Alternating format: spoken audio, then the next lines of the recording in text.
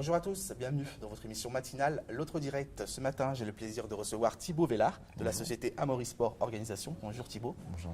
Chargé cette année de la 4e édition de Run in Lyon. Alors, on s'est rencontrés il y a quelques semaines. On va faire une petite confidence. On s'est rencontrés dans un bouchon lyonnais. Tout à fait. On est à Lyon, on a bien mangé. Exactement. Et vous étiez déjà sur le point pour cette manifestation sportive dédiée à la course à pied.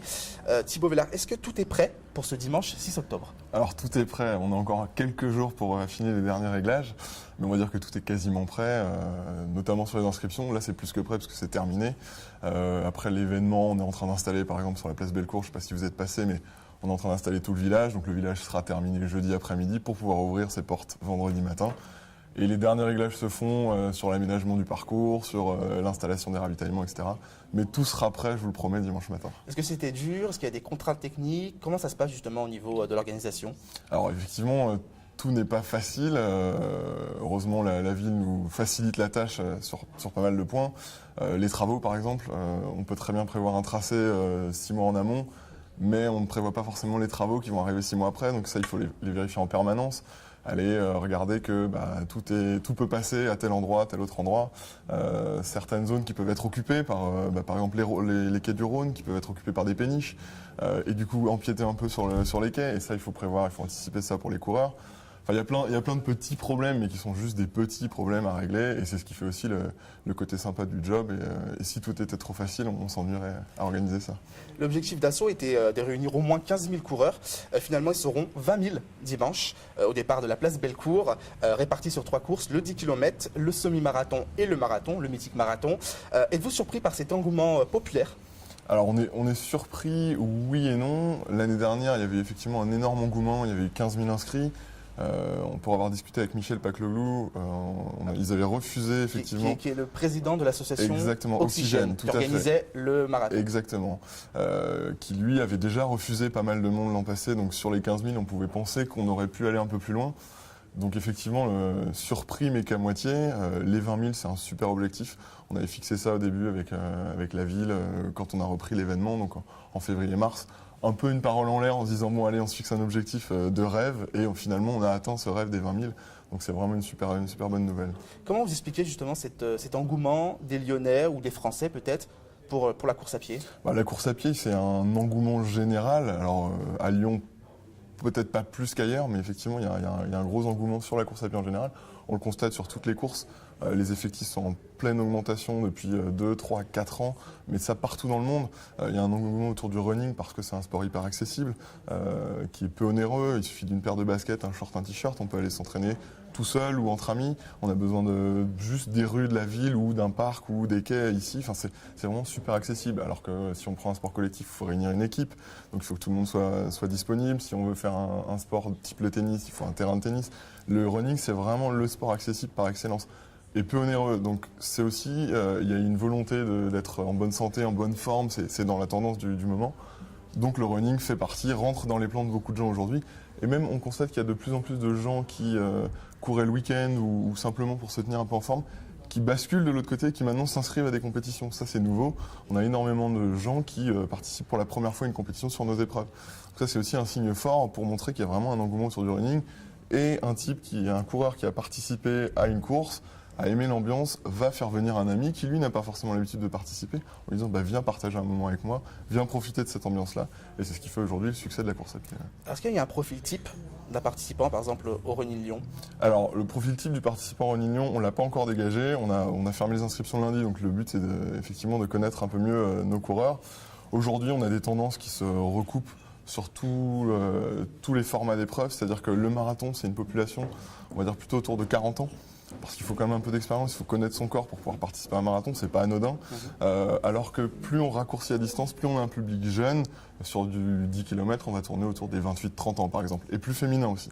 Plus la distance est courte, plus le public est jeune et féminin. Donc ce sont des tendances qui se recoupent et qu'on pourra trouver aussi à Lyon. Mais c'est des coureurs expérimentés, il y a des amateurs, comment ça se passe justement? Est-ce qu'il y a un mix? Il y a vraiment de tout, oui. Il y a, comme je vous le disais, donc il y a du coureur du dimanche, mais sans être péjoratif, je suis aussi un coureur du dimanche. Moi aussi.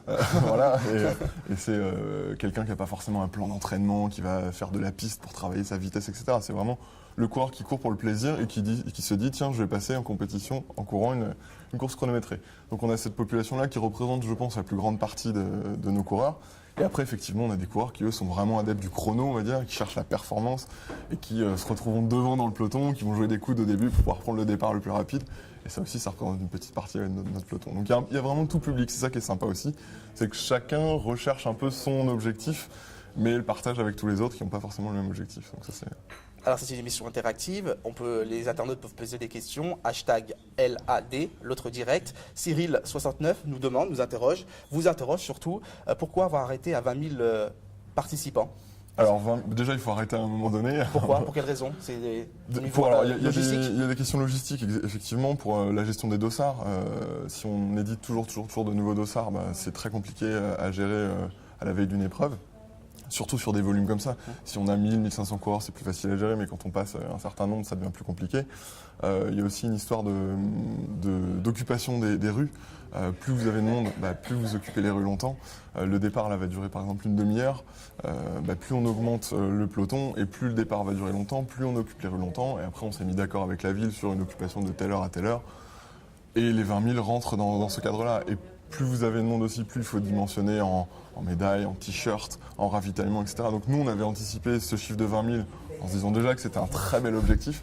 Donc on a souhaité fermer à 20 000 pour pouvoir accueillir tout le monde dans de bonnes conditions aussi. Mais est-ce que ce chiffre pourrait évoluer les saisons prochaines ou les années prochaines? Alors espérons qu'il puisse évoluer. Le but, c'est justement de faire grossir cet événement et d'avoir un des plus gros événements en France de running. On n'en est pas loin déjà avec 20 000 coureurs. Il y a peu d'épreuves aujourd'hui qui peuvent se vanter d'avoir autant de coureurs. Effectivement, à terme, je pense qu'on pourra augmenter. Après, il faut adapter aussi le passage des rues. Donc, le Vieux-Lyon est absolument magnifique. Vous connaissez les rues, elles sont hyper étroites. Elles sont très étroites. Il faut se méfier aussi. Elles sont belles mais étroites. Exactement. Donc c'est un terrain de jeu qu'on pourrait utiliser, mais il faut adapter aussi la course en fonction du terrain duquel on dispose. Donc pour moi, il faut trouver un moyen d'accueillir tout le monde dans de bonnes conditions. Et si à terme on veut augmenter, il faudra adapter le parcours. Alors revenons à ce dimanche 6 octobre. Quelles sont les nouveautés de cette 4e édition? Alors les nouveautés, sur le parcours on reste plus ou moins sur le même que l'an passé. Après il y a quelques travaux. Départ Place Bellecour. Départ Place Bellecour, arrivée Place Bellecour comme l'an passé, sauf que la nouveauté c'est qu'effectivement on a 2 lignes différentes, une ligne de départ et une ligne d'arrivée. L'an passé on reconfigurait la ligne de départ en ligne d'arrivée. Aujourd'hui avec un départ qui dure une demi-heure, c'est techniquement pas possible puisqu'on sait que les meilleurs du 10 km mettent une demi-heure à courir. Donc pour pouvoir les accueillir dans de bonnes conditions, on a été obligé de séparer les 2 lignes. Donc ça c'est la première nouveauté. La seconde nouveauté, c'est que pour nos marathoniens, on va leur offrir une médaille à l'arrivée pour vraiment récompenser l'effort, chose qui n'était pas faite jusqu'à maintenant. On veut vraiment mettre en avant l'effort très difficile, très intense du marathon. Donc ça, c'est une façon de les récompenser. On va mettre en place des échauffements le matin dans les sas. Donc on aura des podiums installés, des coachs sur les podiums, et pour faire patienter et pour échauffer nos coureurs, parce que quelqu'un qui court un 10 km par exemple, il faut qu'il soit chaud dès le début. Un semi ou un marathon, on a le temps de mettre la machine en route parce qu'on a encore des kilomètres à effectuer. Un 10 km, ça va vite, l'air de rien. Donc plus on est chaud tôt et plus on est apte à prendre le départ et à faire une bonne performance. Donc ces coachs, ils seront là pour à la fois mettre l'ambiance avec de la musique et aussi échauffer nos coureurs dans cette zone de départ. Donc ça, c'est une autre nouveauté. On a souhaité apporter un plateau élite aussi sur le marathon pour vraiment apporter cette notion de performance. On peut faire une performance à Lyon et notamment sur le marathon. Donc ce sont des athlètes kenyans, éthiopiens qui ont déjà couru sous les 2h10. Le parcours est peut-être pas propice à descendre sous les 2h10, mais je pense qu'on peut avoir un chrono vraiment fort en dessous des 2h15 cette année. Ce sont des bons coureurs quand même? Ce sont des bons coureurs. Après, oui, après c'est pas l'élite mondiale, si vous voulez. Par exemple, l'actualité de Berlin, où Wilson Kipsang bat le record du monde. Non, on n'aura pas un record du monde à Lyon, je vous arrête tout de suite. Mais on a possibilité d'avoir un beau chrono. Ouais. Et descendre sous les 2h15, c'est déjà quelque chose de très très fort. Hein. Et puis il y a tout ce qui se passe autour, les animations, qu'est-ce qui est prévu pour tous les gens qui s'ennuient? On a 39 points d'animation sur le parcours avec des groupes de musique. Vous pouvez retrouver tous les emplacements de tous ces groupes de musique sur le site de Running Lyon. Donc c'est runningLyon.fr .com. Exactement. À la fois pour les coureurs, parce que sur une distance un peu longue, on peut vite s'ennuyer. Alors certains courent avec des écouteurs, ça se fait de plus en plus. Certains profitent aussi du tracé et veulent entendre leur cœur et les sensations qu'ils ont, ressentir les sensations. Donc ils ne mettent pas d'écouteurs et à ce moment-là, on leur apporte de la musique. Donc ces groupes de musique sont là pour égayer un peu le parcours et aussi pour le public. Le public qui vient encourager, qui profite de ces groupes de musique. Donc on en a partout sur le parcours. On a aussi certains points clés où il y a plusieurs endroits où ils se croisent, où ils repassent, etc. Donc on a essayé vraiment d'optimiser sur le parcours tous ces groupes de musique. Dernière question, est-ce que vous avez d'autres projets pour Lyon, ASO? Est-ce qu'il y a d'autres événements sportifs qui peuvent être organisés par ASO, qui est l'organisateur notamment du Tour de France? C'est le groupe L'équipe, quoi. Hein. Exactement, c'est le groupe Amaury où on a l'équipe et le Parisien aujourd'hui en France et effectivement ASO. Alors la ville de Lyon et ASO ont tissé des liens forts cette année parce qu'il y a eu une arrivée du Tour de France dans Lyon qui a suscité un engouement extraordinaire, je crois. J'ai pas pu y être, mais c'était super. Mais voilà, j'ai entendu beaucoup de très bonnes choses. Cette année aussi, donc l'arrivée d'ASO sur Running Lyon. Potentiellement, oui, il peut y avoir des projets. Aujourd'hui, j'ai rien à vous dévoiler. Malheureusement, j'ai pas de scoop. Non, j'ai pas de scoop pour vous. En revanche, effectivement, c'est possible que si tout se passe bien et jusqu'à maintenant tout se passe très bien, Lyon est une ville à fort potentiel, à la fois sur un bassin de population très important et un patrimoine magnifique. C'est un super terrain de jeu pour tout type de sport, donc c'est possible qu'à terme, ASO tisse des liens encore plus forts avec la ville de Lyon. Ouais. Merci beaucoup, Thibaut Vellard, d'avoir accepté notre invitation. Et donc rendez-vous ce dimanche 6 octobre à 9h pour le départ, place Bellecour, hein, tout à fait. Pour le départ de la 4e édition du Running Lyon. Autre rendez-vous, c'est jeudi à 9h aussi pour l'autre direct. Christelle Ponte-Agudo recevra Jean-Olivier Vieux, l'ancien procureur de Lyon. Bonne journée à tous.